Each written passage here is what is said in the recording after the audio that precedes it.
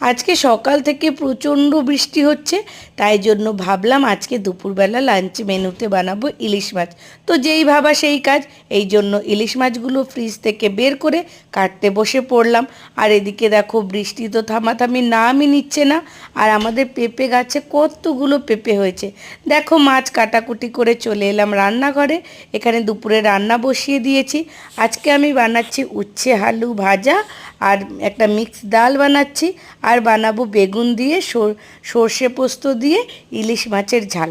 তো এদিকে বেগুনটা ভাজা করে নিয়েছি, আর আজকে ভাবলাম একটু বাটা মশলা দিয়ে বানাবো। এই জন্য আমি সর্ষে পোস্ত কাঁচা লঙ্কা সব বেটে নিয়েছি। এখানে একটু ছেঁকে নিলাম, তাহলে গ্রেভিটা বেশ স্মুথ হবে এই জন্য। তো দেখো এদিকে মশলাটা দিয়ে দিলাম, তেল গরম করে একটু কালো জিরে দিয়ে মশলাটা দিয়ে ভালো করে কষিয়ে মশলাটা এবার দিয়ে দিচ্ছি ইলিশ মাছগুলো। ইলিশ মাছগুলোতে একটু নুন হলুদ দিয়ে একটু সর্ষের তেল দিয়ে ভালো করে মাখিয়ে রেখেছিলাম আগেই।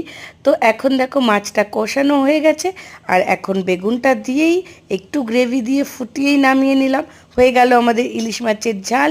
এদিকে আমার সমস্ত রান্নাবান্না কমপ্লিট হয়ে গেছে, নিয়ে চলে এলাম উপরে। এবার গরম গরম খেয়ে নিলাম ইলিশ মাছের ঝোল দিয়ে ভাত।